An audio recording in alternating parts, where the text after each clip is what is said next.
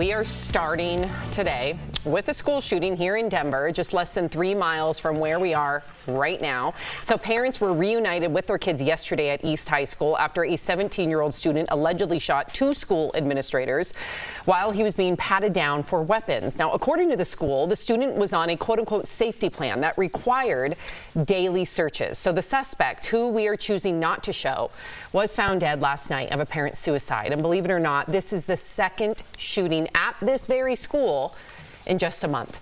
In February, a 16-year-old soccer player was shot while sitting in his car near the school, and he later died. And as you can imagine, both students and parents are terrified. They are angry, and some of those parents confronted police yesterday. Watch. Police just died here. Well, you guys don't get it? There's been multiple swatting incidents. There'd be fire alarms pulled every single week. Come on, you guys need to get it. Be on top of it. These are our kids. Yeah.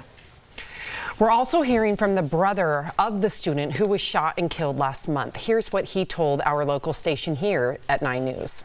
I knew it was going to happen again. I warned as much people as I could that it was going to happen again. I talked to the principal and the deans and, some of the staff here, and they wanted police. This is not just an East problem. I guess it's a community problem. So, many of you may be wondering, what are the officials doing? Well, the superintendent committed to having 2 armed officers put in place at the schools in the district, which he said actually goes against the school board policy. Is that enough? Former teacher here, father of 3, what are you thinking? I'm thinking about those teachers. I had a situation kind of similar to this. Obviously, there was no shooting, but it was my first year teaching. I was sitting in a class, and there was at the beginning of the year, you kind of reset for the year, talk about students that have transferred out and students that have come back to this school, and the name of a young man was said, and the math teacher was a math teacher, very calm, cool, collected. When she heard his name, there was like a visible reaction in her body, and she pushed away from the chair, and she said, absolutely not. I talked with a higher up. He is not allowed back in my classroom. Why is he back in the school? And I've been to school 4 days. I don't know this kid's background. And when I found out what he had done and why he was initially suspended, the fact that he was allowed back, I couldn't imagine it. And it was nowhere as scary as this. Somebody that needs constant pat downs. I wonder why these kids are allowed back in. I'm sure it's that everybody's guaranteed the right to an education, but doesn't that sometimes end up negating the rights of other children that end up dead and their ability to get an education? I don't understand the rules, but Erica, quite frankly, I'm scared because I feel like we're following the rules. We're getting the red flags. We're finding out the students. We're highlighting them. We're targeting them. We're patting them down. We're doing all the things. We're checking all the boxes, and the result is still the same. And I'm not saying don't do what we've been doing, but whatever we've been doing, it's clearly not enough because we're doing the story again, and we all know we'll do it again. So I'm begging one of you guys to have an answer. I really wish I had the answer. I really do. I think every parent, every person who is a concerned, global citizen wishes they had the answer. But I think that the answer is so multi-dimensional. First of all, you're speaking from a parent and a former educator. Me speaking from the child welfare system as someone who's worked in it for a number of years and advocates for it today, where are we supposed to send these children?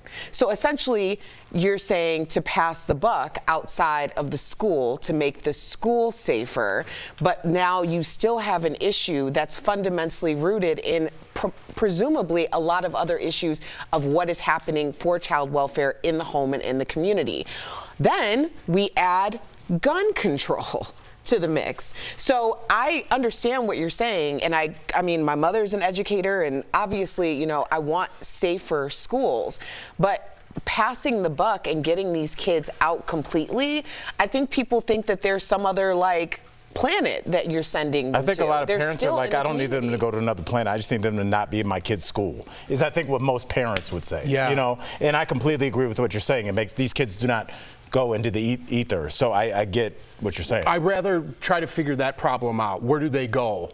Because you need them out of those schools. Over 50% of school shootings there's red flags, and we're like, this kid has some problems. Getting patted down, carrying around dead kittens in your backpack. I don't want those kids at school anymore. We have this one-size-fit-all problem in America for every problem that we have, and it's not. I applaud the school because it happened twice to them, and it's 3 miles away from where I sit, and I have 2 children in school as we speak. My wife sent me the picture yesterday, and she goes, this isn't across the street from one of our children's schools, and I go, no, it's not. But one day it's going to be, and one day it's going to be in his school. Luckily, one of the kids, one of my children, has an armed guard. And when I walk in, he's an ex-Israeli soldier, and he's intimidating. And it might be a deterrent, but everyone's like, gun control, let's keep our guns out of school. We need something. We need a deterrent. We're not doing it. And is it come to the point where I have to pull my own child out of school to put him somewhere else because there's a crazy kid in the school? Let's find somewhere to teach or educate this person or deal with their problems, but you can't have kids walking in school that carry around dead kittens around other people. You can't do it. You have to separate the two. And this one-size-fits-all in America solution isn't working. The monster in Uvalde wasn't, not Uvalde, in Parkland wasn't even allowed to take a backpack to school because they knew. I wonder what the this isn't difference shocking. is, They though, know. Tori. Let me ask you what the difference is, because my mom grew up teaching in the inner cities of Detroit, and she used to remove bullets from kids' backpacks. Nobody shot up the school. I went to a school with a lot of gang violence. There were guns and knives at my school. I'm not saying any of this is okay, but nobody shot anybody up in the school. What is this new phenomena that is making it now mass shootings? What's changed? First of all, I think there are a lot more mass shootings than we talk about. That we saw Columbine and it was scary, and we all talked about that. But in Chicago, there's a lot of places that are being, there's places all over that are mass shootings. Those aren't school shootings, just to correct that. In Chicago, yes, it's a problem. Yes, absolutely. I don't know, Sam. I just know that it's not working. We have an epidemic, and we have red flag laws, and for a reason. And we keep hearing this pattern. And when the red flag happens, nothing's done about it. I'd like stricter red flag laws. I'd like a federal registry of these. I know this sounds bad. I know it sounds bad.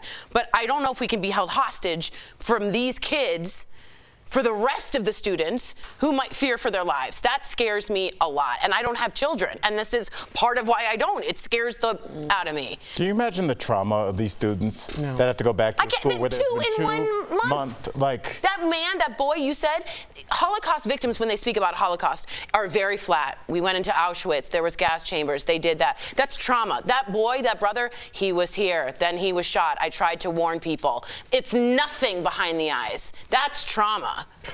Wow, how did we get here? I know.